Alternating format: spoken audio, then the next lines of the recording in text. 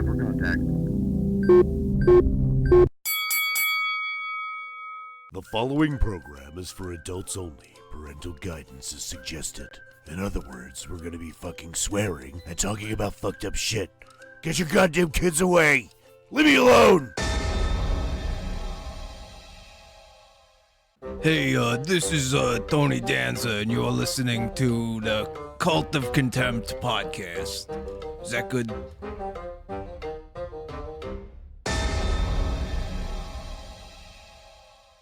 Cult of Contempt is brought to you by Paul Mould's Murder Services. Trust Paul Mould to get the murder done.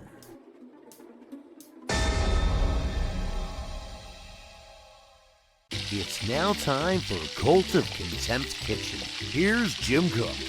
Jim Cook is not a licensed chef. In fact, his only qualification is his last name is Cook. Today's episode, what millennials are eating. Smoothies and Tide Pods.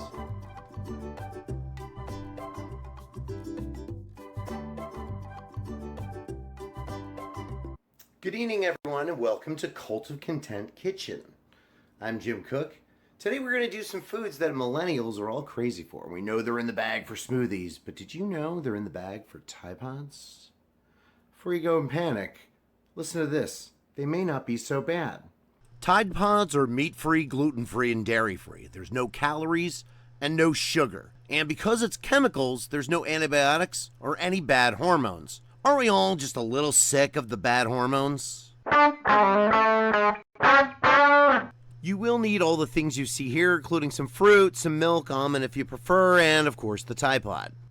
So what you're going to want to do here is you're going to take your Tide Pod and put it in your apple, your strawberries, and your grapes over here.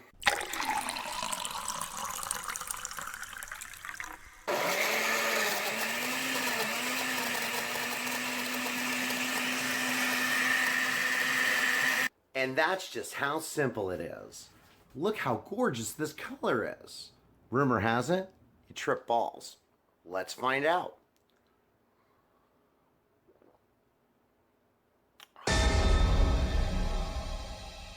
I don't know why everybody says pretty one. I'm hot. We're gonna be okay, Toad. They can't get us in here. Or can they?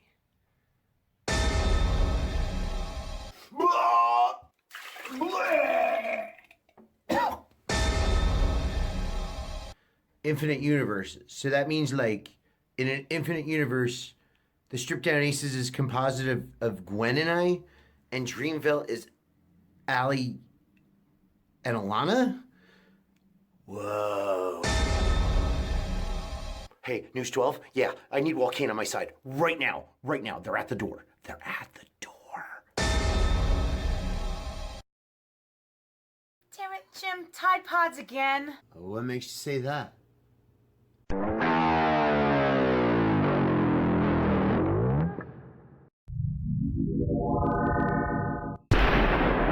Hi, I'm Ryan, sound guy at the Clash Bar. I want to welcome you to the podcast.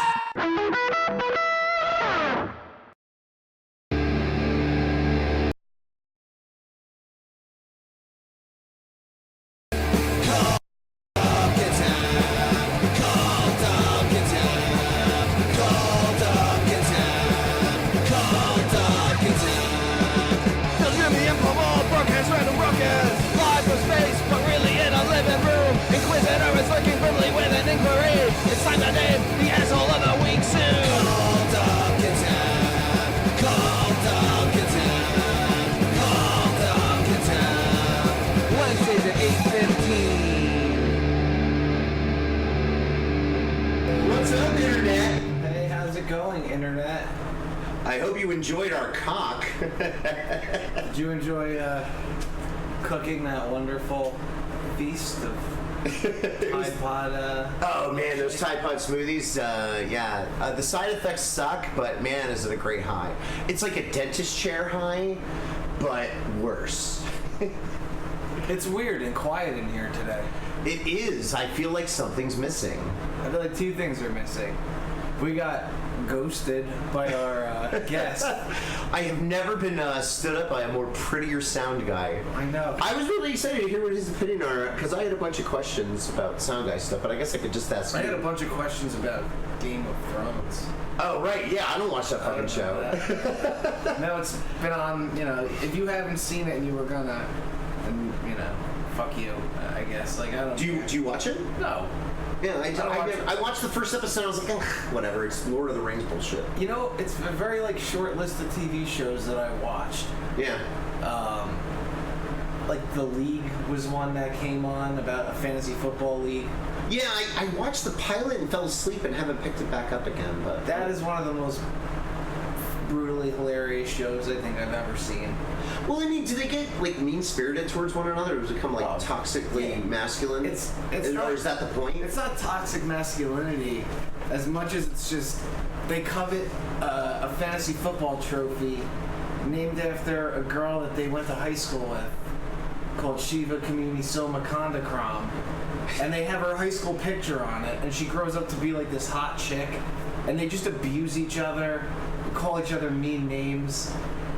I don't know. Isn't that by definition toxic masculinity? No, because there's a chick in it too that's in the league. The one guy's wife is like right. That's when I fell asleep. She was begging to be in the league. Yeah, dude, that show is fucking hilarious. Well, that one dude who was in Brooklyn Nine-Nine, he's got the crazy eyes. Rafi, he plays Rafi in the league. Yeah, right. In Mantusakis. He has a good podcast too called How the Hell Did This Get Made? Yeah, him and the guy that looked like Nosferatu from the league. Yeah, they talk about bad movies that came out. Oh, that's cool. Yeah, it's a good podcast. I haven't listened to it in a very long time.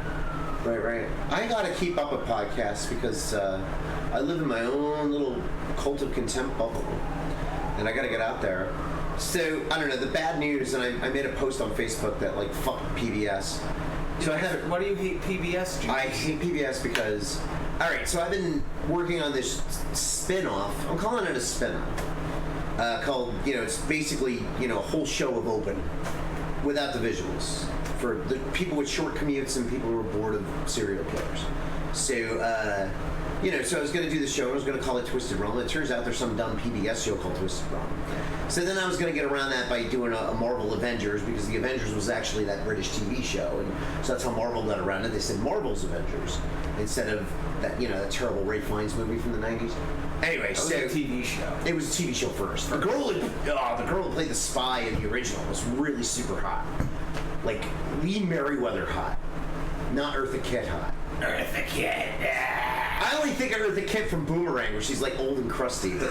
Anyway, the point is, I was pissed about that, so I posted about that, and then it was freaking. I decided to let Phil in, because you always want to have Brainy Smurf, the dissenting opinion, and the pain in the ass in the room to keep you honest. So that's Phil, and Phil did not disappoint. He convinced me that I have to change the name because of search engine optimization. Yes, he's right. So he's right. So I got to change it. I got a couple ideas, but I don't want to give them away because I'm afraid I'll lose the domain. Let me tell you the trick. All right. Because I've done it twice. Okay. Bad hormones, and ecstatics. EXSTATICS. Yeah. Two fucking made up words. Bad, hormones is right. It's a pun. Yeah. It's a pun, but I'm gonna make up a word, and that's the best way to make up a word. Make up a word, even if you misspell it and spell it in a fucking kind of crazy way. Oh, misspelling words is my bread and butter. That's all bad hormones is. Yeah. I'll have to think about that. I have this working title called fuck it. Land of the Broken Shark, because my new philosophy in life to stay calm is, if the shark's broken, rethink it. And you can use that philosophy in life. Like Spielberg did on the island. He used barrels and docks and cameras and ropes pulling women to simulate a shark, combined with a nice soundtrack, and it worked, and it actually made the movie better. If the shark worked, the movie would have been a piece of shit and joked about, maybe MST3 gag. Yeah. That shark looked terrible. So the thing is now I'm realizing I need to simplify my life and reduce the chaos. So I think if I call Land of the Broken Shark, and what I plan on doing is pilfering Dusty and moving him over to primetime, and the whole show will revolve around. He still makes guest appearances. Oh, he will always make guest appearances on this show. Plugging the other show. Don't worry. That's why I call it a spinoff, because it's going to be a lot of incestuous stuff. So, and you're probably going to do like 10 of the 20 voices anyway. So, so like if Dusty has an FMU style radio show called Land of the Broken Shark, the whole show could revolve around that. And I'm going to break away from this sort of fake Rod Serling thing, which is kind of an overdone thing anyway. That's how the whole thing was. It was going to be like, sort of Rod Serling. I would play Rod Serling, and I'd have these little introductions that I'd have Phil pretentiously write for me, because, he could write.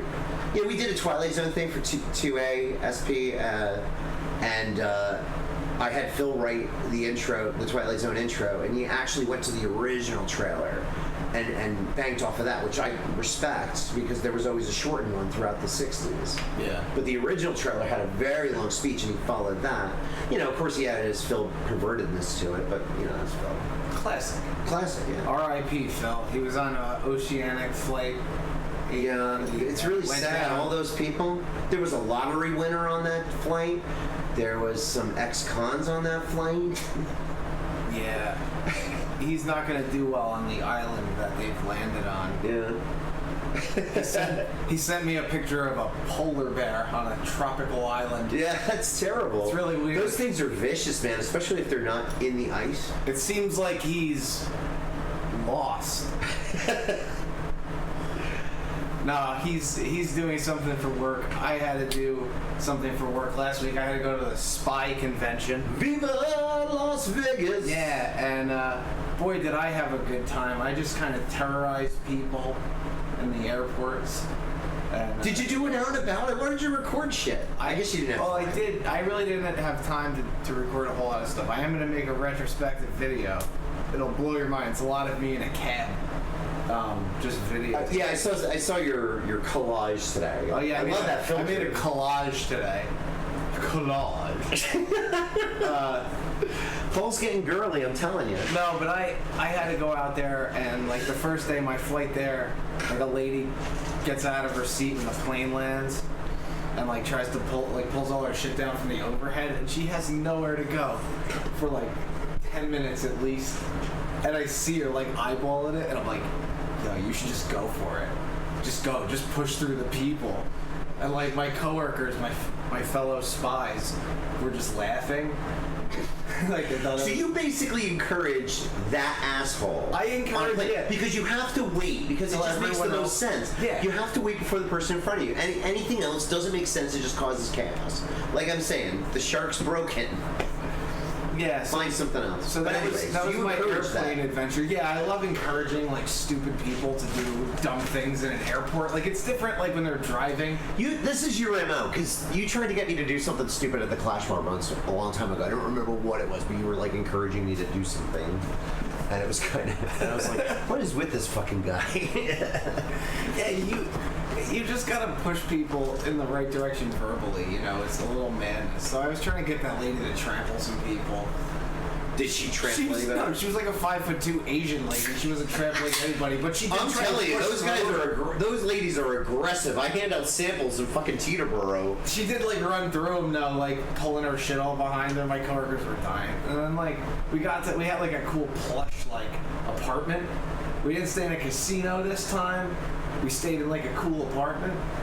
Oh, so it was like an Airbnb kind of thing? No, it was like a Holiday Inn that used to be condos. But they're and they converted it to a Holiday Inn. They probably got some kind of Holiday Inn, I think Desert Suites it was called, or Desert Inn. It's fucking awesome. Nice balcony. I was outside smoking. Bought my legal marijuana there. Nice. Yeah, it was awesome. I smoked this stuff called Kosher Dog. I highly recommend Kosher Dog, James. Kosher Dog. I felt high for the first time since probably I was 26 and I'm 33. So when you smoke, you don't feel it anymore. No, it just keeps you level. It keeps me from hurting and being annoyed with everything around me. It kind of chills me out. I got the arthritis component of it. It also fixed my skin. So I can't really stop doing it until I find something else that will, fix my skin. Yeah. I'm a slave to the cannabis. Well, I'm hearing good things about that CBD oil. Oh, I like the CBD. I take that too. I've been on it for a month, and I feel great. I haven't had this much focus in a long time. I feel great. You look great. Thanks, man. I need to get back to running. I'm getting doughy. I'm getting Jason Basner doughy. But that actually wasn't me. When Dan Galliano first met Jason, he's like, I love that doughy guy from the Clash Party. I'm like, who are you talking about? So it kind of became an inside joke, so I probably shouldn't have said that without the disclaimer, but anyway, he's not listening, so. But where the fuck is Ryan? Speaking of the Clash Party. Yeah, our guest ghosted us today, but it's cool, because then there's like that weird thing inside me where it's like, I don't feel like talking to people sometimes anyway. And after being on the road for 9 days, working 9 days in a row, showing all of our high-tech spy stuff to all of our adoring spy fans. Top secret work. That's great, man. Yeah. Like, do you have a shoe phone? We have a shoe phone. We have eyeglasses that are just night vision. Nice. We have all the good. We have that pen from James Bond that when you press it a certain amount of times, it becomes a grenade and explodes. It has a little wedge of C4. We have this thing that makes your car invisible. We have all the good tricks. Wow, that's. I saw a guy bootlegging our shit. Like he was like walking around with a camera, like taking pictures of all our stuff. So I chased him down with my camera and snapped his picture. That's in my collage. You see like a guy like from the back. I was wondering what that was. Because I'm just a real big Paul fan. All I do all day is just look at his Facebook. Yeah, what's he doing now? No, I was waiting for some damn pizza. No, pizza bagels to cook, and I was looking at Facebook. I was like, oh, what? Because I love Vegas. I did some karaoke out there. That was great. My big thing. I did some David Lee Roth. I was hot, and Danzig, and there was like a bachelor party from Detroit that was out there, and they loved me, and I loved them. They sang Destiny's Child. Well, one of them sang, and the other two were. Which one did you? Bootylicious or I'm a Survivor? I think Say My Name.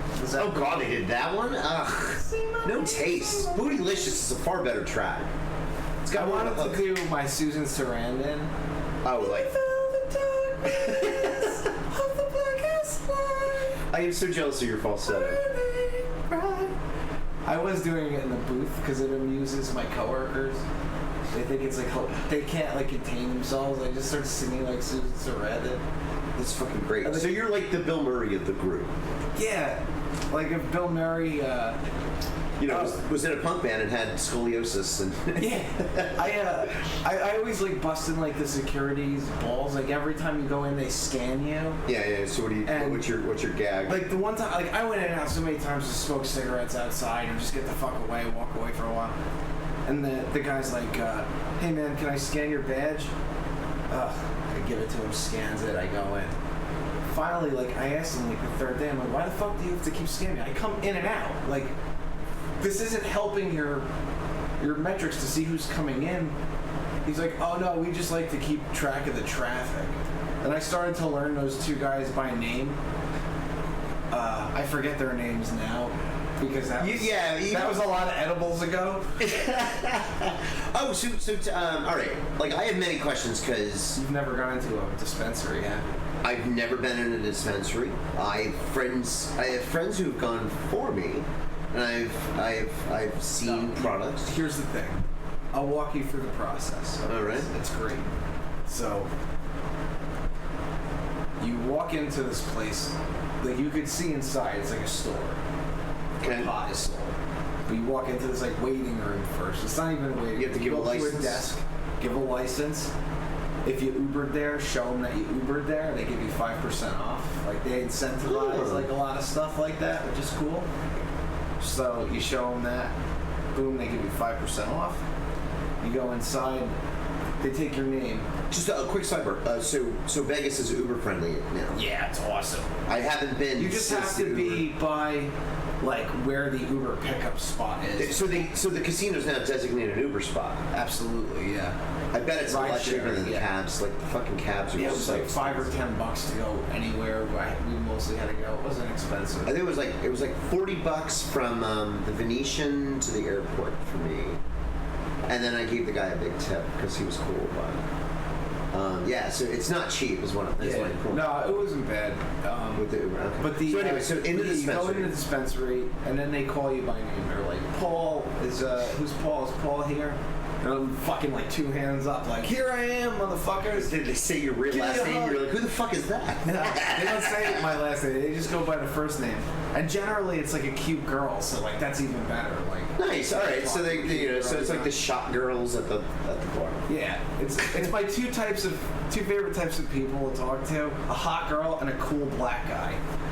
Really? Yeah, always. Wait a minute. My metrics show that you like, charismatic fat guys and nerdy perverted dicks with glasses. No, but those are your 2 favorite people. That's what I always. No, seriously, that's not it. That's a closed group. No, but it was cool. You go in there and then they show you like a book, and it's like fucking every possible thing they have, and like how much percent THC it is, what it is, pre-rolls, edibles, pens, this, that, the other thing, Tinticur, all kinds of. The thing is, though, from what I understand, they can't really. There's just been so much crossbreeding with weed over the years. You can't really tell what's truly sativa and what's truly the other one. I'll tell you what, whatever kosher dog is. You're in the bed. That's for you. Fucking, it works, man. I felt like tingling, I felt like my hair on my arms was standing up and shit. I was just like chilling and happy. Mm-hmm. It was a banner day. The day I smoked kosher dog, I was very happy. I don't remember what day. What did you use? Did you roll? No, I bought a couple of pre-rolls and I bought edibles. Oh, that's right. Yeah, they sell they're the little like 0.8 grams rolled up in like a thing, and then just like these edibles, they're like Swedish fish type looking things, sure, or whatever, like all individual. They have everything you can think of. So in a tin. Yeah. Did they have the fizzy tablets? Like the I never got those. The little because you can throw. From what I've heard from people, you can put them in a bottle of water. Yeah, I drink that and have a couple beers, and from what I hear, you're pretty good. I had liquid that was like in a dropper. That was awesome. It was like watermelon flavored. It tasted like shit, but it was like you put it under your tongue, and I was like 5 drops a day of that sitting in the convention. Serving up drinks like a motherfucker with my white gloves on, my spy booth. In your spy booth, yeah. My spy booth. And I don't know, man, I love it out there. Like, I feel better, like, the humidity is so much less. So my arthritis is, like, so much less. And I can buy legal weed, and I can gamble in places.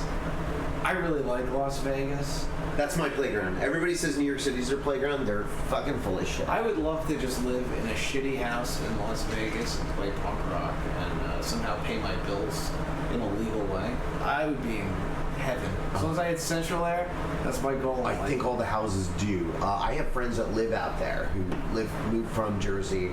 So I had the inside scoop on the best parts of Fremont Street. I had the best scoops on, there's a great place called Ellis Island. There's karaoke all day. It's a microbrewery. They have their own beers, but it's not like a douchey one where the beers are expensive. And then they have a secret, like, steak deal. It's like 6 and change for, like, prime rib, mashed potatoes, and a vegetable with a side salad. Oh, nice. And you get a glass of their beer. I don't know if I have the numbers right, but it's real fucking cheap. It's under $10. But you have to say the off-menu special to them. I won $50 in one of those computerized wheels.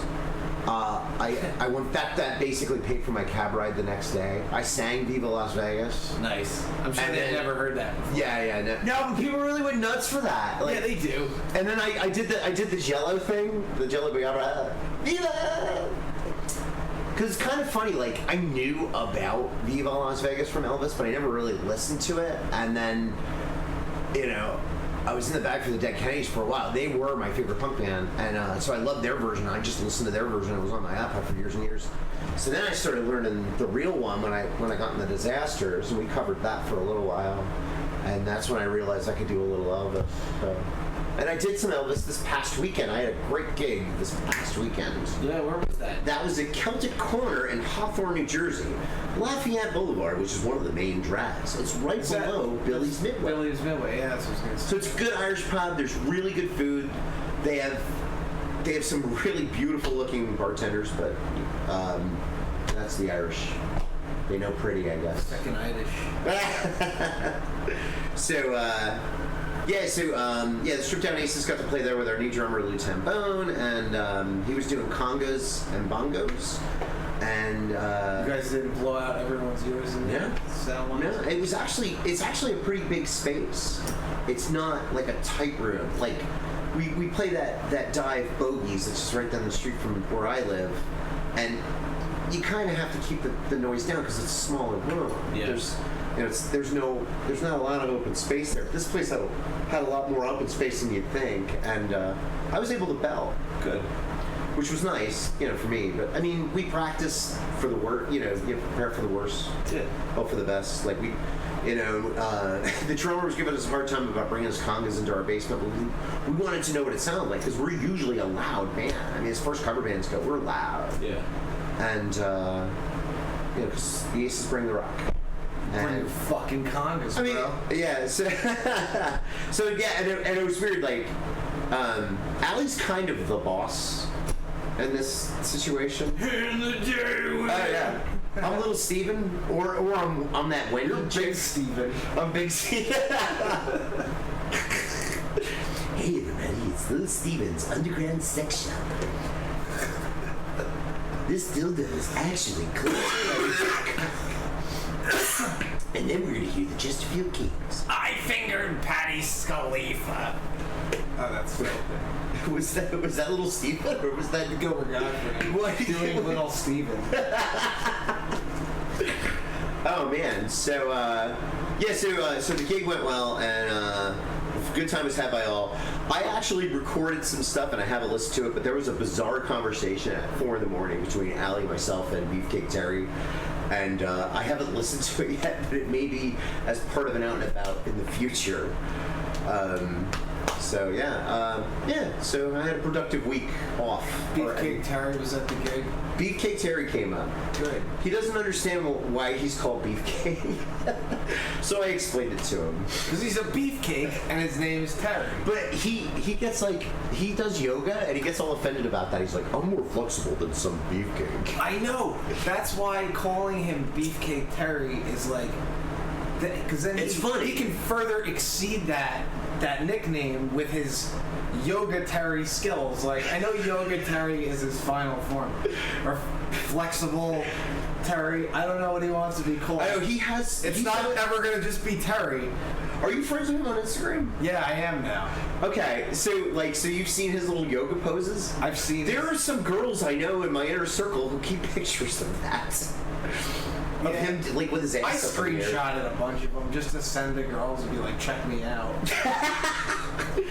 The funny thing is, growing up with him, he was the nerdy kid that spent most of his time inside playing with the Star Wars figures. I was the one that was interested, but then I discovered food and, at the time in college, marijuana.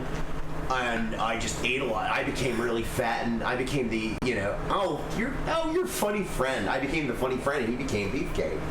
But back in high school, he would like a girl, not tell me, when I go up to Dingman's, and then I wound up making out with her because I had that cool mullet. That was an awesome mullet. You should grow that cool goatee back, too. Oh my God, the Hogan, did you see it? Yeah. I was going to use it for the open, but I don't know. I just hate my hair in that photo so much. I was in Jamaica, and I think I'd just gotten off the plane. And in Jamaica? Yeah, for my honeymoon. Yeah, in 2011. Awesome. Yeah, you can get an all-inclusive, and I think it's like $2,000. I don't know if it was $2,000 for the two of us or if it was $2,000 a head, but You just swim up to the bar. yeah. There's a swim up bar at the pool. There's a fucking hot tub, but it's stupid. Who wants to be in a fucking hot tub in Jamaica? I never go in a hot tub. One time I was in New York State at a ski resort, and we went in the Well, hot then tub. you go in a hot tub. It's No, cold. you don't ever go in a hot tub because if they don't clean it right, you just get a horrible, horrible infection. Are you sure that infection didn't come from other sources? Positive. Yeah. Okay. Yeah, it was like a fucking bathing suit line, like. That okay. All right. So it wasn't like you were peeing red or anything. It was something. You know. So now I have this new. But back to Beefcake. I have this new running gag with him. So like, if he's annoyed about something, I'm like Beefcake angry. Like I made him make him the Hulk now. So he might become a character on the show. Nice. But he would be more like Professor Hulk. I get. Yeah. Because I've never seen him mad. I've only seen him. But I've you don't seen want him- to. Oh, you don't want to see. No, him I angry. imagine I don't. You know, No. especially a guy that flexible when he gets mad. There's no telling what pose he will strike. There's no telling where he will reach. Oh man, he keeps trying to get me to do yoga, but that just seems so. I don't know. It seems like doing Pilates. It seems. Bro, yoga is like the easiest thing ever. That's what I do. But how do you lose weight if you're just stretching? And the farting in front of strange women. I don't want to be the farty fat You guy don't in have the to back. go anywhere to do yoga. This is where I'm gonna tell you. DDP yoga, bro. DDP? Diamond Dallas Page was like this wrestler. He saved Jake the Snake Roberts, that guy. Oh, Do I that know shit. Dennis Thomas Pages. Okay. Do that shit, man. I'm telling you, you can find. Wait, you just Diamond follow it on does YouTube? Yeah, and I picked like 3 of them that I like to do, and that's what I do. And I half have abs. If I really felt like doing it, I would be like cut again. Yeah. But I just like, whatever. I kind of get like a little in the bag. Tired of fucking doing that shit. I got like a desk job at the spy agency now. Oh, nice, So nice. yeah, I don't. So you're not out in the field No, I'm not out in the field with fucking the havoc. grunts, directing the grunts in the field. No, I get to sit there and just process information and send pictures to people of spy stuff. Secret pictures of spy stuff. I'm a spy, don't tell anybody. So do you want to talk about what we were going to talk about with Ryan, or? Disappointing TV show endings. Let's talk about disappointing podcast endings where the guest and one of the co-hosts just don't come to the podcast. Yeah. The co-host died. The guest, I don't know, anybody's guess to... Yeah, wow. I mean, I spent time. I know, you added his picture. I added You his downloaded picture. it, probably Googled his name. I'm feeling lucky, found that awesome picture of him, popped it in. Wait, you hit that? I'm feeling lucky. I was All the time. It's the only pictures I use, even if they're completely wrong. What does I'm feeling lucky mean? It just brings you to the first result of like whatever you searched. Oh, I thought it was like some sort of raffle. Like you win a prize. No. Oh. I never really thought to question that. I just ignored it. All these years. I just thought I did whatever. So, no, you I Googled. Him I just found on Facebook. You I Googled, because I was curious what would come up if I Googled you. Well, it's good. The more you Google me, everybody go to Google right now and Google Paul Mall or bad hormones. Just do it like 10 times, maybe on different search engines. Let's boost my numbers up, huh? Give me some insights. So, I took a cool social media boot camp. nice. Yeah, so I learned all about social media and different content. So you were saying that we're gonna have a production meeting. So you said you had an idea for streamlining our social media presence. Yeah, we're gonna get a bigger presence. Much bigger presence. So we should do more. Basically, yeah. Or is it still going to be the Wild West where it's kind of like posting roulette and the... Well, no. Or are we going to be on the There's same gonna be page some now? posts that are. We're gonna make like short videos. Listen to this. That we're gonna. What do you call it? Advertise. You know, you pop like a new video up there. Like that's like a 2-minute thing or whatever silliness. Oh, yeah. And then you make like 2 or 3 of them. You pop them up and you put like a budget of $20, say, for whatever, 15 days. And you see which one does the best. You could do them for different things. Like you want to. Oh, so you're saying like you Phil want does to one get and I do clicks? one, and whoever does the best gets to keep their job, and Phil gets fired? No, it's something like that. We're all gonna just make them, but it's like you have like. I don't know, some people, some of the ad campaigns might go to like get more clicks on the page. Some of them might go to get more likes on the page. Some of them might go to the people that are already subscribed to the page and just show them more shit. Yeah. I think that's the important thing to be remembered, to keep popping in people's feed. Yeah, so I'm kind of figuring out like a strategy for social media now. I've thought about it, and now I will act. I love it. I mean, I've already been. We gotta get some sponsors, man. We do. And that's, you look down, but in one of the gongs, I put this space for rent. And Yeah. and then I gave my friend with the repair business a plug to kind of put a bug in everybody's ear that we can advertise here. We can advertise here. We'll make the best commercials for whatever you make. Look at us. We're a dream team right now. Our co-host Are we the is mega powers? We're the mega powers. Ultimate Warrior is not here. It's not just Hulk Hogan and Macho Man now. So I guess I'm Hogan now with the mustache. Go to my Facebook page if you know me and look at the stash. It just didn't work. It took forever to grow. Allie complained the whole time. It wasn't even as good as mine last week. Nowhere near as good. My mustache last week caused some confusion amongst the viewers. I noticed they're like, "Oh, what did he shave his mustache?" Like, I saw a picture of him. Is this live? Did we almost I didn't even fool watch him? the feed. I don't know. I didn't watch the feed. I was busy. Fooled him. I think we almost got him, man. I was Because I forgot to plug it because I was doing something. And I went, oh yeah, we're on at 9. And then Clambo wrote me and he's like, isn't the podcast on tonight? What are you doing? What was I doing last Wednesday? I don't remember. We all broke kayfabe. What? Kayfabe, like in wrestling, like that's what they call like the good guys and the bad guys, like using different locker rooms. It's called kayfabe. When you break kayfabe, it's like you break character. Oh. So like we broke kayfabe last week. I had a fantasy when I was at the convention. Okay. That there was this one lady I just wanted to powerbomb her and spray paint our spy company's logo on her, like the NWO. I don't know why. She was just talking. Did the NWO physically spray paint wrestlers? Oh yeah, it was great. They would like beat down a guy and then just pull out black spray paint and spray paint NWO on him. It was awesome. So would McMahon pay the guy who's getting spray painted more money? I know that was WCW. Oh, so would they pay that Eric guy? Bischoff would. I don't know. I'm sure it was worth their while, and I'm also sure it was probably just the hair dye, like the black spray hair Yeah, dye. yeah. I doubt they were using acrylic paint. Yeah. On Macho Man's back. Oh, they got Macho Man. Oh yeah, they got Macho Man. They got a couple of guys with that. I actually watched one of those, I don't know, it was Blender or one of those like YouTube clips about like 10 things you didn't know about the Macho Man, and he had some.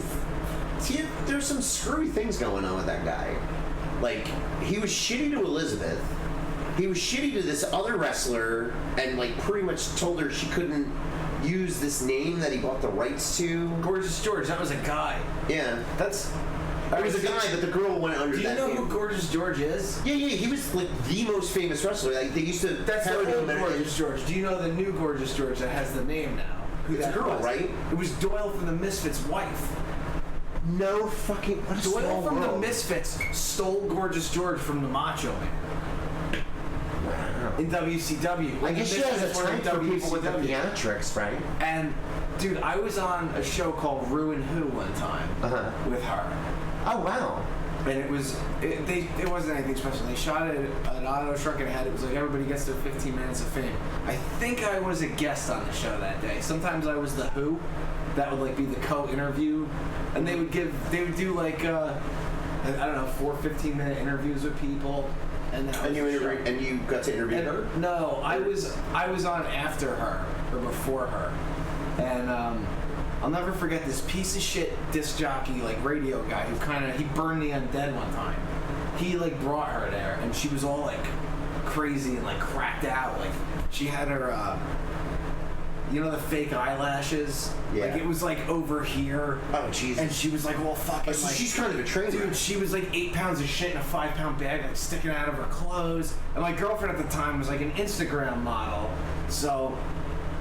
she's like, oh, honey, let me help you. She's, like, putting her back together like fucking Mr. Potato Head. And, Good one. That's a good one. And, like, this girl's sitting at the bar, and she's fucking hammered on God knows what. And she's like, oh, I'm gonna get a drink. And she's fucking getting more fucking wasted. And then she goes on, and she's okay for, like, 15 minutes. Like, I was, like, shocked. Like, she was kind of like, but she was all right. But, like, I was, like, fucking disgusted with that guy for bringing her there to put her on camera. Like, I just felt like I was exploding. I'm like, this girl's a fucking train wreck. Like, what is this guy doing? And then she gets off, and that guy's gone. Like, she's like, I don't know how I'm gonna get home. Like, He just left her there? yeah. It's like a weird fucking... Yeah, he burned the undead one time, that guy, too. How did he burn you guys? Dude, it was fucking hilarious. He books us on this show. That's us. The girl Ariante that played with Michael Jackson. And like, Oh, yeah, a bunch of okay. people. The blonde woman, right? Yeah, she's really good guitar She's a player. great guitar player. She did Dirty Diana. She did the song in Dirty Diana, I think. No, she's like a young girl. She was like 18, 19, 20 years old or something. She was like, it was kind of like right before he died. Right Oh, no, yeah, she's mulatto, kind of, or... Yeah, I don't know what she was. But she was cute. Yeah, she's very cute. She She sang at the funeral. It was there's like a metal band that's one of the guys from Korn was there doing a drum off with this other guy. Adrenaline Mob was there, like they played. What's the guy Bumblefoot from Guns N' Roses? I hung out with him for a while. You talked about the Sugar Hill Gang. Jackie the Joke Man Martley. Like it was supposed to be like this big weird show in like Queens or whatever. So like we do like a sound check the day before. It's like we're there for like 6 hours, and then we go the next day to play the show. Hey, you want a beer while I'm here? No, all right for now. All right. We go the next day to play the show, and it's like dead. There's like nobody there. We find parking, get our shit inside, and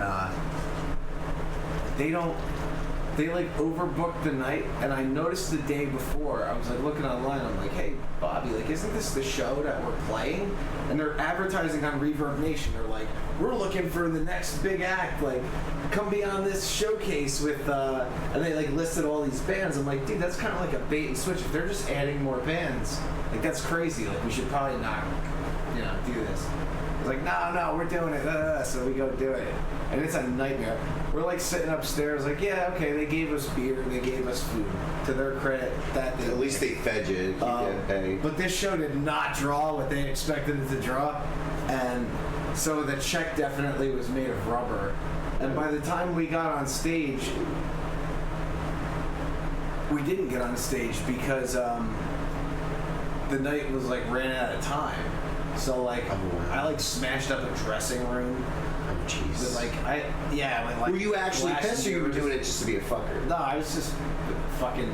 I was like annoyed that like I wasted my time that night. Like my Billy, like he left work. It was a long ass day for him, the sound check day. And, it was like a lot of commuting back and forth for everybody. And I was pissed we didn't get to play. I was even more pissed that the check bounced. So like I fucking hate those guys, the real Frankie D and the real rock radio guys. They could suck. I don't even know. Dick. I don't even know who they are. Oh, they're just these fucking zeros that have a radio station. Frankie D. Sounds like a douche. Frankie douche. What radio station are they on? I don't know, some AM shit in like Long Island. No. I don't know. Like the thing is with this podcast, I don't act like I am somebody. Dude, we're radio megastars. What are you talking about? Look at this. Look at this I don't studio we're in. But I don't act like a dick. Like I know people who've done projects. I'm not gonna call anybody out, but I know people who've done internet stuff for local bands and stuff and have acted like they're the superstar in the fucking room. And it's like, who the fuck are you? You're just playing MP3s of bands. And the only reason people are interested in you is because you're interested, because interested is interesting. So it's like fuck you. So it's the same thing. You should write that down. That's a good line. I actually stole it from that movie Loser. Oh. It's what Dan Aykroyd says to that Jason Biggs guy in the beginning of the movie. But I'm glad I can tell good Hollywood writing when I hear it. That's a great line. Interested is interesting, and that was the bag on this one guy who had an internet thing, and so. Is it Laszlo? It's fucking Laszlo. Yeah, fuck him. He's such an asshole. I don't know. You know what? But the same thing goes with Laszlo because he virtue signals positivity, and I don't know. I hope he's actually positive like that. Yeah, but I don't know. He was always I hope addicted he's to positive in other ways too. Yeah, but he was always addicted to bands and acted like the bands owed him something. Yeah, I was never really nice to him. I was always like sarcastic to him, and I think he like thought I was cool for a while, and then like realized like, oh no, he's like a guy that's just like fueled by hate, like just being like a fucking kind of like a. He complained about everything. All right, so like we used to hang out with him because I had a show on Blow Up Radio, really briefly. It was called Blitzkrieg Bonanza, but I was very picky about what bands were on it because he played a lot of shit. He played a lot of like singer-songwriter and shit. And he was all friends with this. There was this guy named Val Emick, who was like supposed to be the next big thing, and he got like he would go out to Hollywood for pilot season. It's like and then Laszlo would always bring that into conversation. Oh, Val's out in Hollywood with it's pilot season and it was like the worst possible fucking substitute teacher hanging out with him. And then at the time I didn't really know much stuff computer-wise, so I kind of needed him to record me, so I had to go down there, and it was just not a good situation, and I don't think we saw eye to eye on stuff. And then anytime I get a little bit of buzz, you get all pissy about it. Like if I got exclusives from bands, you get all pissy about it, and just make a big deal out of nothing. And eventually it just ended. And let's get an exclusive from a band next week. All right, I can do that. That's my goal. If you're a band, we want an exclusive. There's a band who did send me something, but I was going to use it for a production. Oh. Because it was like, it was kind of shoegazery. So it was more atmospheric than, I don't know. There's different kinds of music in the world. There's music I would use for productions, there's music I want in my movies, and then there's music I want in a commercial, and then there's music I listen to in the car. Most of the time it's either punk or garage for me, or the blues, or some classic rock. Something dirty. Yeah, it's just like, I like the Beatles when I want to be uplifted, and the Stones when I want to fucking drink. Dude, that Savoy Truffle song that the Beatles have. Oh yeah, George Harrison. That's a fucking great song. Oh, the horn arrangements are fantastic on it. That's all George Martin. But the lyrics are basically just like an ad from fucking Chocolate Thing. I mean, we should do a Beatles show. We should do a show where we just talk about the Beatles. So we can talk about the Beatles now for a while. What time is it? I don't know. I mean, we've been kind of... No, you know what? Like, we don't really have to talk about fucking TV. I don't know. You do? I had a list. Oh, then go for it. All right. So anyway, and I did, the teaser on my Facebook thing that I put on various boards. We should talk about TV show endings. Okay. Because today's episode was called TV Party Tonight. What? Anyway. And then Ryan didn't show up, and Phil's like, oh, I have to go to somewhere, and then his plane crashed, and now he's on an island, lost. Poor guy. Poor guy. Poor guy. I hope there's dragons on his island. So as far as disappointing TV endings, for me, Lost was actually one of them. I thought that Did you watch Lost? Uh-huh.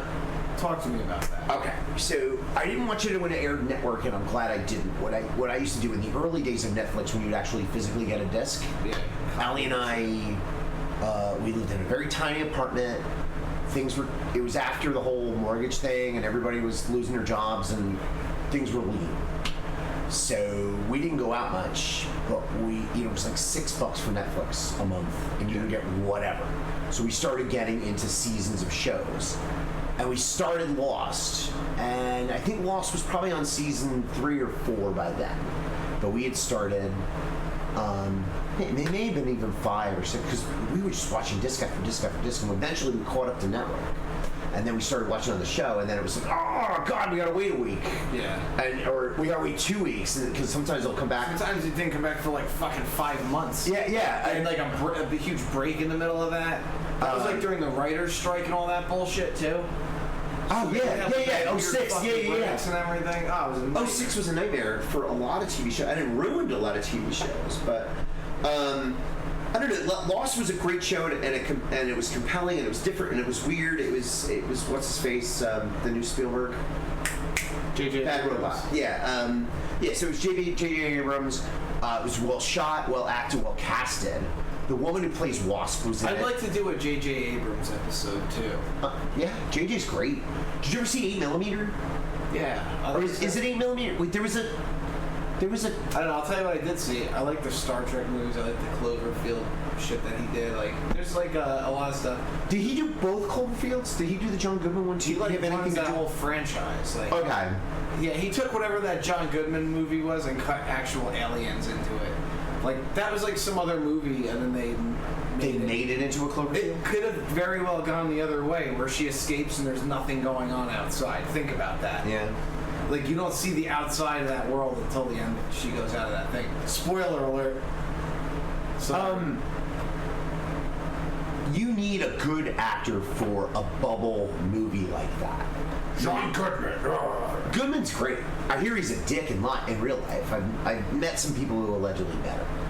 Because like when you work in TV, some people live in the city and have friends and whatever, and people brag about. They always name drop. That was always that was what was douchey about working in TV. Everybody's name dropping and trying to be bigger than they were, and I don't like that, And I'm not gonna fucking have a pissing contest over who I know.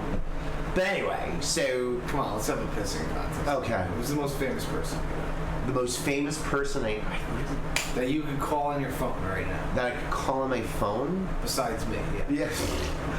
You're the first one to come to mind.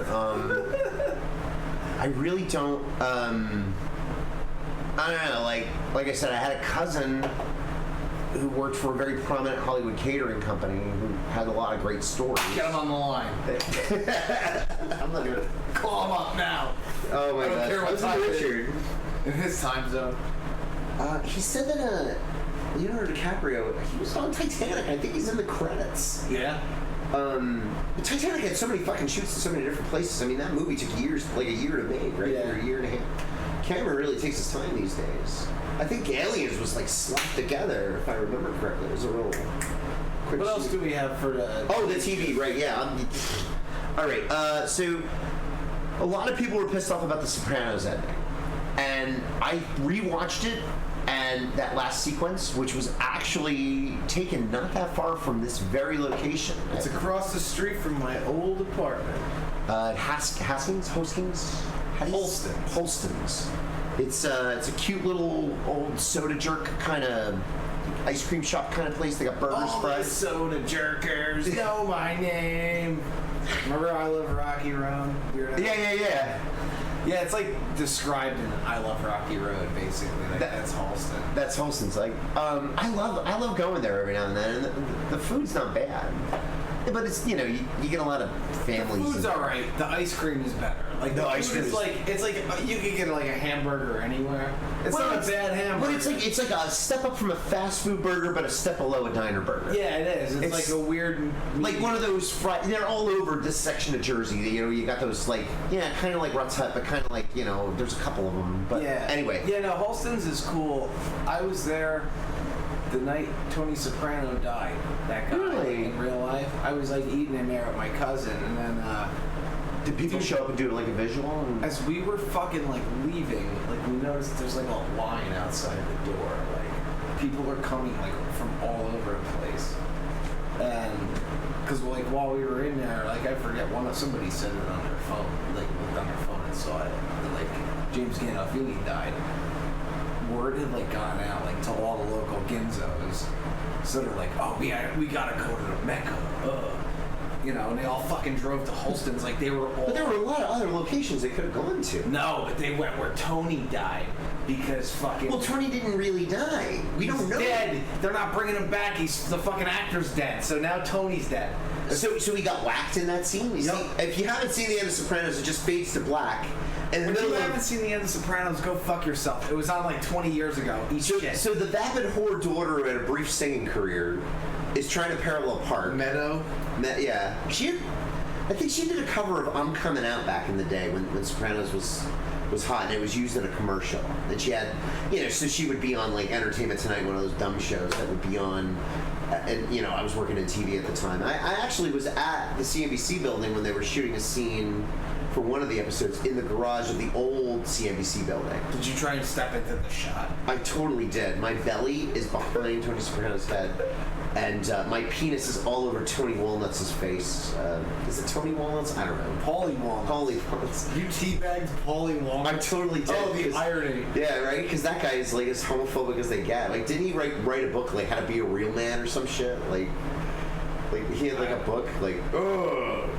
I don't know. But anyway, I think Sopranos was a good show because it showed the good and the bad of that kind of a family, and it was a more fair representation of Jersey than the Jersey Shore ever was. It was a fair representation. They got the talking right, they got the locations right. In the opening credits, you could totally see that grader that's on the parkway. Yeah. At one point in time, there had to be graves where you're driving over, right? Because there's a graveyard on one side, a graveyard on the other. My dad always used to tell me when we would drive through that when I was a kid, that my grandmother's mom, or my grandfather's mom, or somebody was like buried in there. Yeah. I think maybe, I don't know. But somebody's buried in there, and it's like, my dad told me, like, yeah, they just moved the stones. Like, they didn't actually move the body. So we're driving over. It's like we're just driving over fucking. What is it? Like exit 142 or some shit. Yeah, it's right by like Newark and like Elizabeth, I guess. Yeah. And Union down there. Yeah, you're driving over. It's like the pet cemetery. Like, it's fucking. What do they call it? The ground is sour. Yeah. Poltergeist. If you built it on a deep building or ground. That's exactly like that. That's like bad area. That's why my car always overheats. I think when I go to Ron's to work on music. Anytime because your grandma is. Yeah, she's like, stop driving over my corpse, Sonny. Why is your grandma selling David Johansen? Because she is. Awesome. So the Sopranos ending was kind of like controversial because it just sort of ended and you didn't know if he was going to get whacked. A lot of main characters had died a few seasons. By then I was in the bag for the show.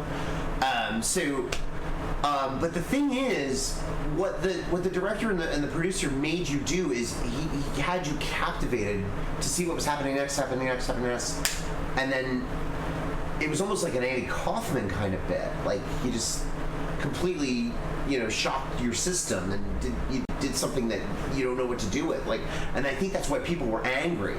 But I have never been more riveted by a bad person parallel parking before. I saw that. So after rewatching it, I'm not as down on it. I think it was like, you tell a joke and it's a thinker. Just think about it. It'll be funny eventually. I tell my wife that all the time.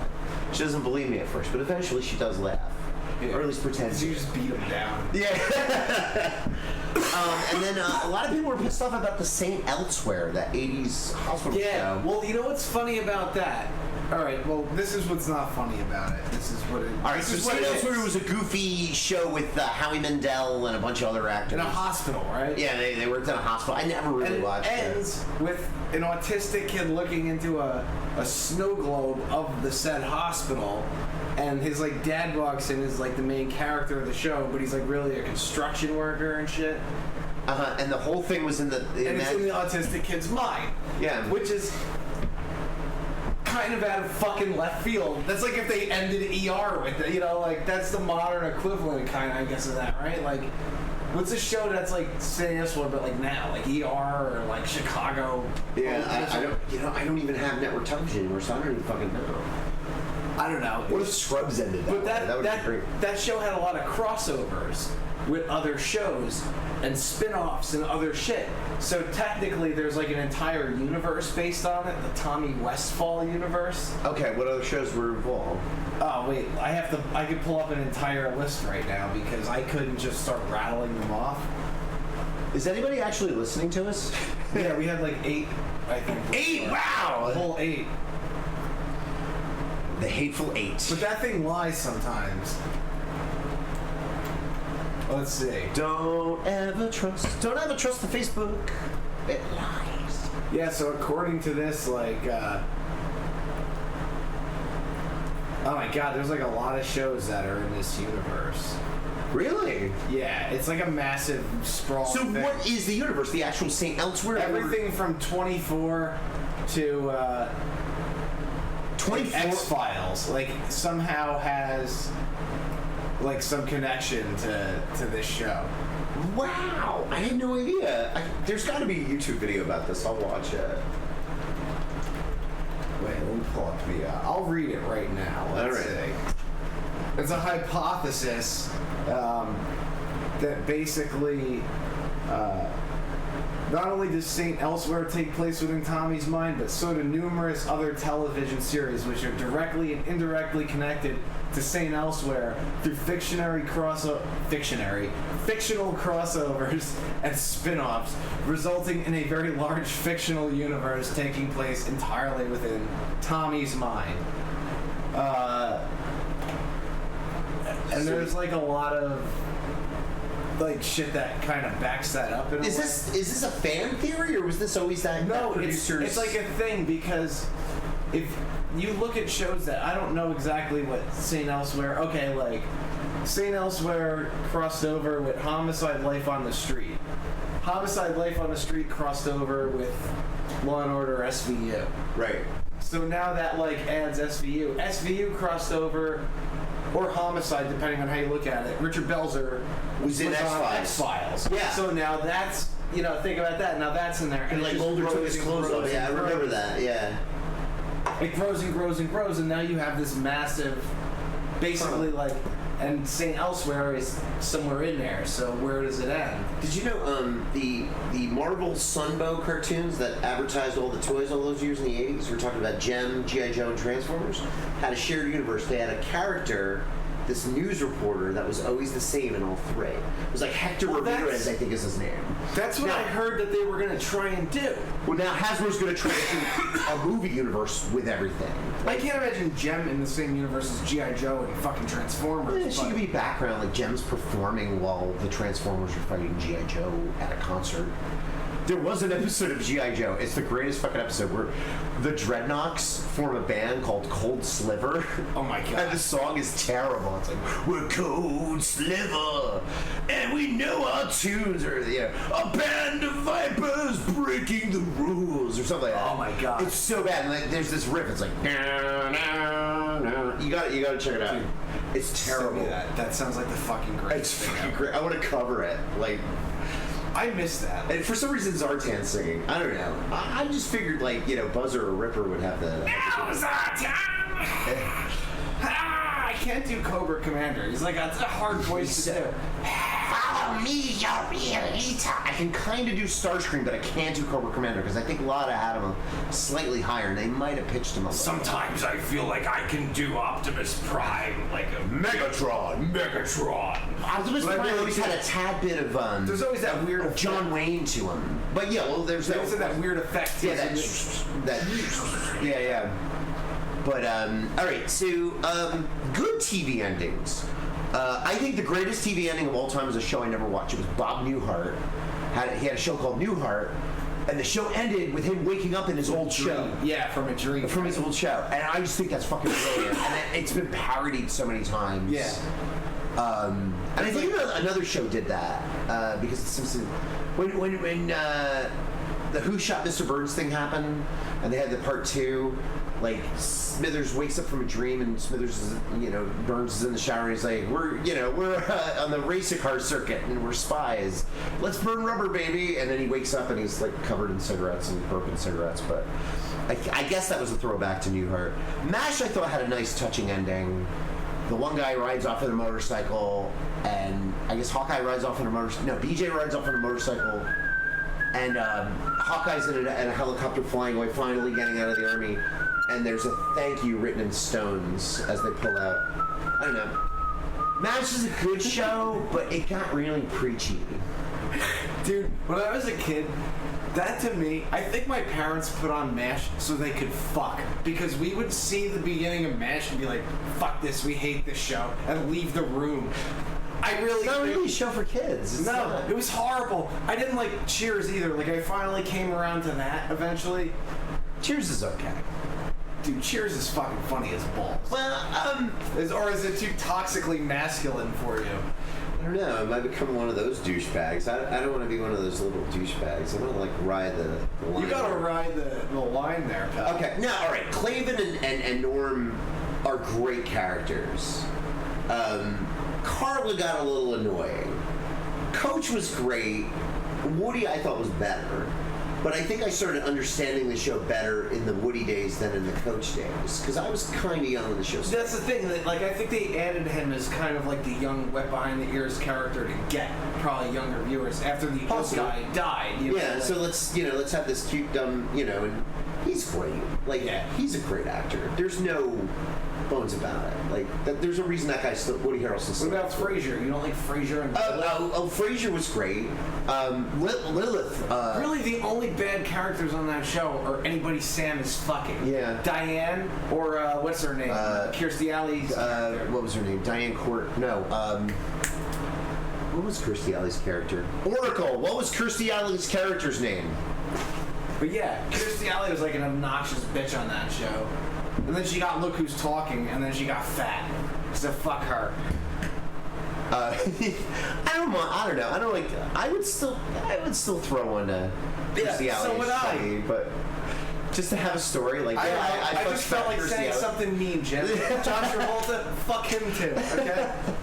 I'd fuck John Travolta. Just say hi. Oh my god, the cock is so big. He fingered my butt. I asked him to. Oh my god. So where are we? We need Phil. What was another good show ending? I like the Buffy ending. I know a lot of people. How the fuck did Buffy end? Well, Buffy kind of had two endings. It had the season 5 ending where she fought the god and sacrificed herself and died. But then they had 2 seasons after that on a different network. I'm sorry, I just put your guitar. It's okay, it's a Gibson. It can take it. It can take my non-toxic masculine pussy hands. Anyway, so I liked so the last Buffy kind of ended where the Hellmouth just sort of swallowed the whole town of Sunnyvale, and then we even wrote some comic book series after the fact, so you got to find out what happened after. And they brought it back on like Channel 7 or something, right? Wait, no.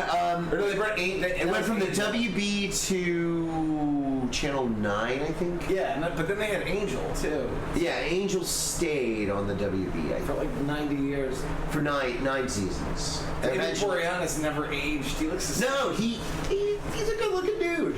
So wait, I watched Bones too. Buffy actually ended like in a cohesive ending. Yeah, people. Eventually, yeah. Well, they had the season 5 ending when it was on the WB, and then I think it was Channel 9 because the WB collapsed. Yeah, UPN 9. Yeah, and Gilmore Girls went the same way, and a bunch of shows went over that way.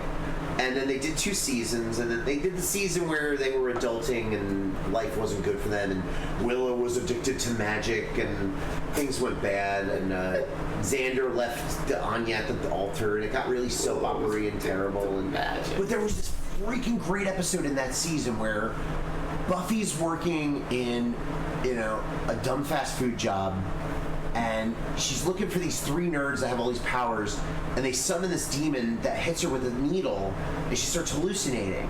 And what she's hallucinating is that she's actually in a fucking mental institution, and everything that happened in Buffy was all in her fucking head. So let's full circle back to the St. Elsewhere thing. And throughout it, at one point she tries to kill her friends because the psychiatrist is like, you got to get rid of these.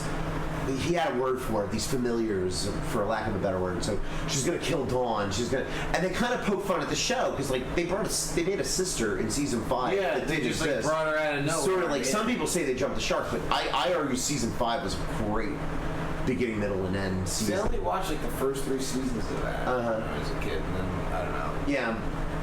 I learned about girls' vaginas and didn't watch TV anymore. By then I was in my 30s. I know, different or late 20s, But no, I stopped watching the show when Angel turned bad at the end of season 2, because I thought Boreanaz was kind of corny. as a villain and almost cartoony, and it took me out of it, and I stopped. He's no Spike. Yeah, Spike, but James Marsden. There's a James Marsden and a James Marzer. I don't know. I always liked him, and I always liked that. Spike was great. That guy in the karaoke bar too. That weird demon that they had that they would like. I forget his name. Oh, he was an angel. What was his name? He was Etrigan maybe or something. No, not. Is that the guy from Batman, the little baby demon? Yeah. Well, that was a Justice League episode where he was a baby, but yeah, but Etrigan was introduced in Batman the Animated Series. Jason Blood becomes Etrigan. He's kind of decent. What else was a good TV? Anyway, Angel had a good ending where Angel winds up running the evil law firm that he was trying to battle, and then he burns the whole thing to the ground. Shows that should end, for the love of God, just pull the plug on the goddamn Simpsons. They're out of ideas. I was going to ask you, how do you think The Simpsons is going to end? Well, alright, now that the Fox-Disney deal happened, and I did some research, they have The Simpsons signed on to season 34. Holy fuck, what are they at now? 31. Oh, okay. 31, maybe 32. Wow. They already broke the Gunsmoke record of over 600 episodes. Holy shit. Or 700 episodes. And I think I'm pretty close to have seen every one. I've always been in the bag for The Simpsons. And, the show is still quality. It's just that the storylines that they have to come up with are contradicting storylines from the old days. Well, yeah, they do a lot of retconning. Like, I remember the episode where Homer and Marge meet, but it takes place in the 90s. And like, listen. There was one, like, Homer was basically Kurt Cobain in that episode. And they had this great joke about how, like, Kirk Van Houten was going to look at porn, but he had to dial it up. So he's sitting there like, in 2 hours, this is going to be hot. Yeah, I think in a way that keeps the show fresh because it's like, that's what the people my age remember their youth being, and like that's our generation. Like, so they try to keep it like, let's see if we can make them go with this. But then when you do an origin like that too many times, it's like the show's been on this 20 years. Like, you've already told this. They had the crossover Futurama episode, which was great. It was really great. They had a crossover Futurama. They had a crossover Futurama episode. They had a crossover Family Guy in the same year.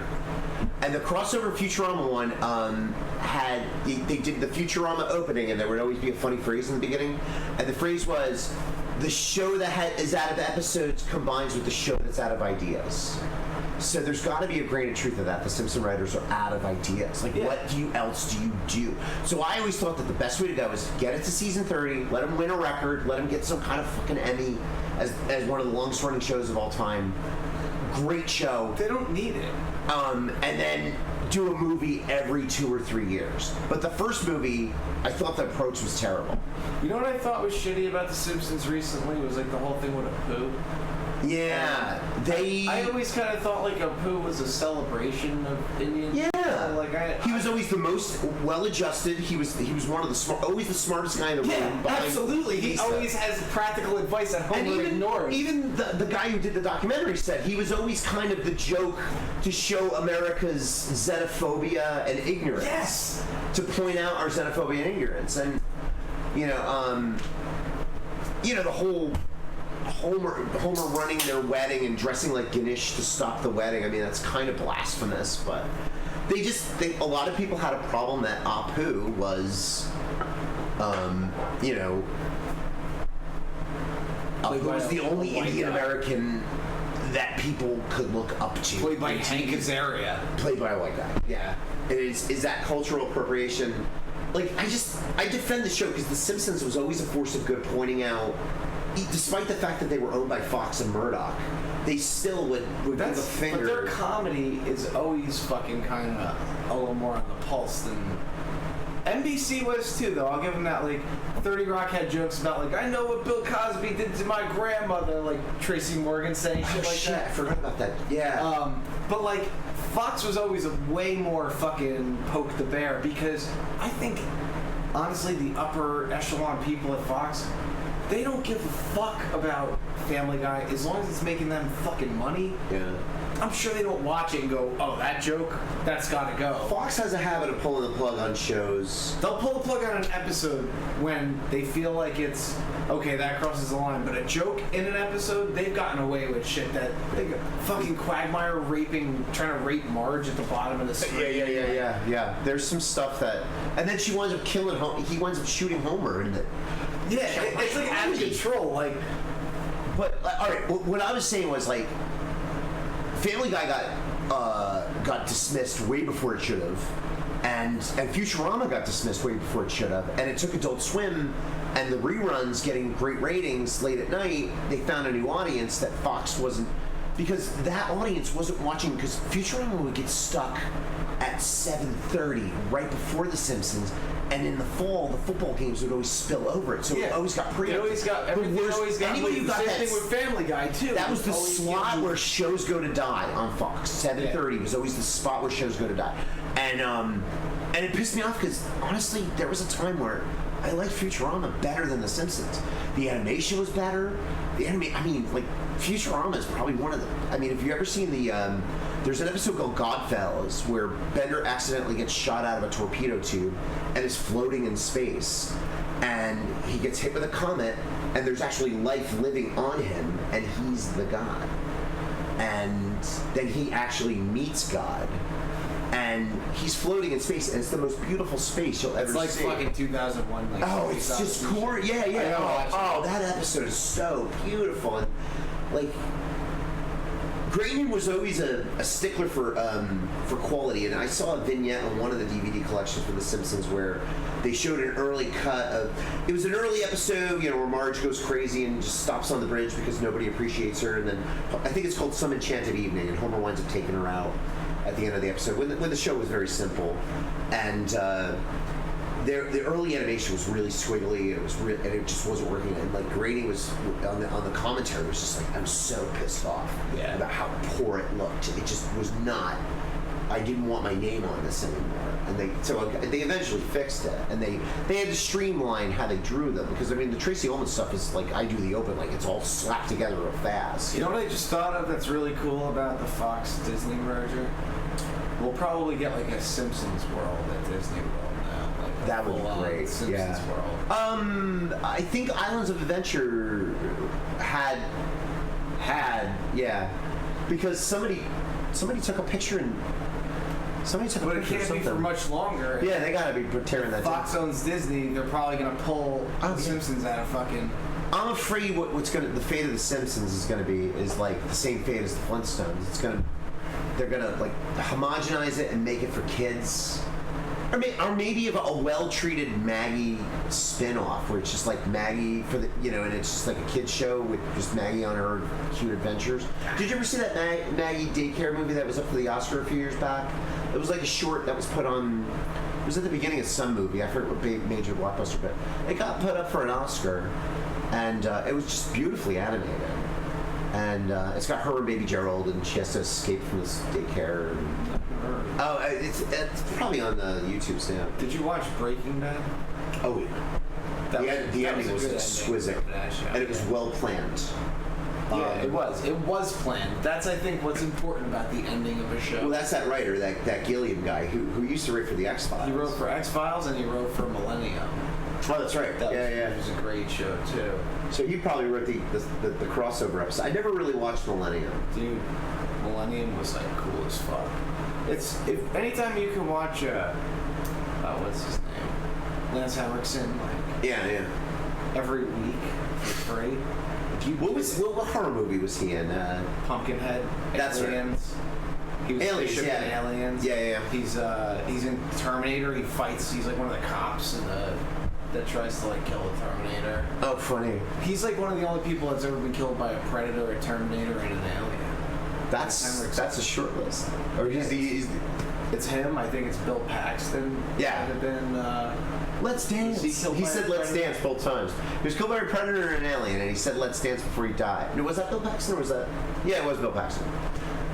Because, I don't know, everybody shits on Predator 2, but I liked Predator 2. There's some great little sound bites. Bill Paxton's in that, right? Yeah. He plays, like, kind of the hotshot young cop.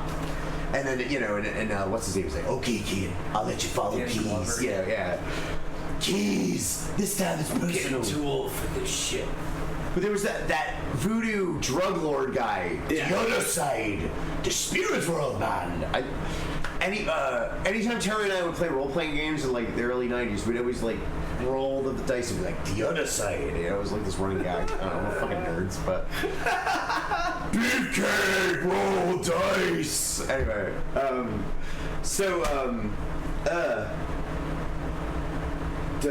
okay. So there's one other thing I wanted to bring up. Are you familiar with the? You might be too young for it. There was a show called Star Blazers. It was based on a Japanese animated show, and it was basically this ship that had to get back to Earth.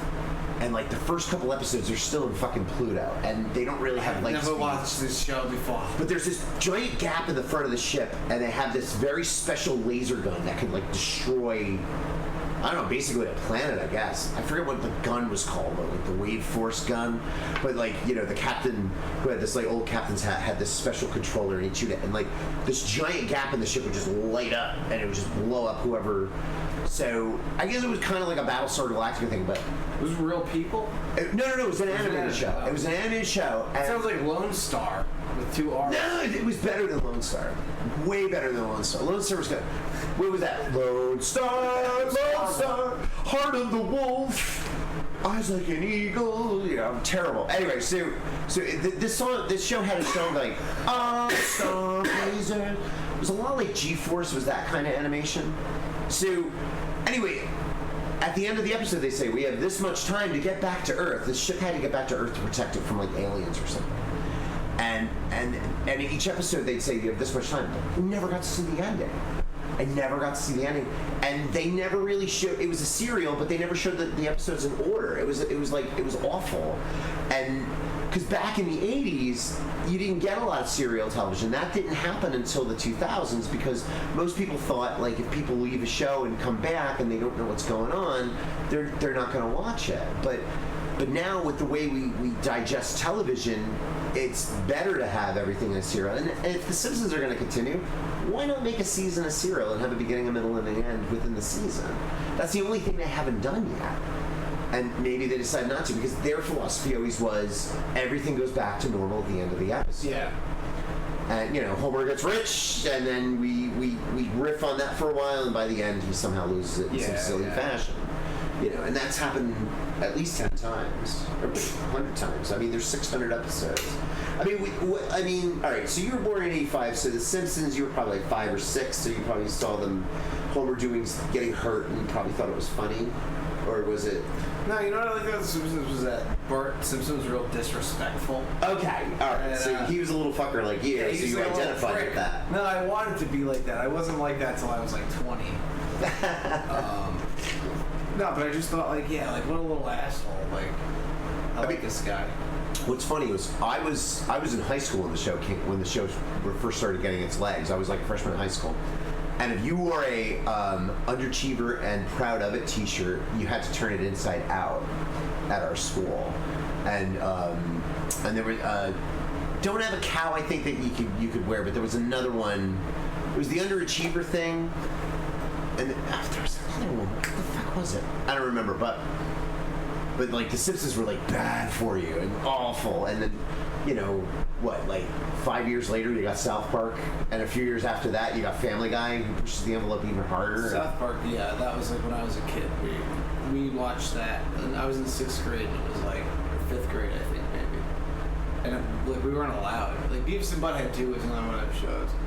I think that's where we'll cut it off this week. Next week we'll talk about Beavis and Butthead and South Park. All right. Well, should we do a quick asshole of the week? Yeah, asshole of the week. Who is it? You know what? I hate fucking lawyers, and this is why. Some douchebag at some university was trying to rape a chick in front of a fucking dumpster, and then. So the guy gets arrested, he gets tried, he goes and serves time in jail. Now he gets a lawyer to try to get because he's white and privileged, to get the sex offender title lifted off him. And the defense was, it was outer course and just fingering. Like, fuck you. That's a sexual assault is a fucking sexual assault. Yeah. Whether it's on top of the clothes or in the clothes. Fuck you and fuck the lawyer for... Fuck the police. That's just awful. And there was also some douchebag who's going to jail for putting toothpaste in fucking Oreos and feeding it to homeless people. I want to beat that fucking guy. That guy's a cunt, too. Fuck him. Anyway. Your asshole of the week? I don't know who my asshole of the week is. I think it's, Phil Perry. No. It's the guy, I was It's on the Ryan. airplane coming back to New Jersey the other day, and this guy's a muffin top was a little too big for his plane seat. And his muffin top was like touching my arm. Oh! Were you in the middle seat? No, I was on the end, so I just kept elbowing him in the stomach like a dick. Oh, shit. And then eventually he moved. But yeah, that's my asshole of the week. Not me for elbowing him. Him for just peeing on my space. He was 1 inch over to fucking the line there. Wait, the spy company didn't fly you first class? I'm shocked. No, the spy company flies me economy because I gotta fit in with normal people. Right. To be a spy. Right. It's You good know. practice. Spy business. Anyway, thanks for listening, and we'll see you next time. And don't eat the fucking Tide Pods, okay? I don't want to get fucking sued. Don't eat the Tide Pods.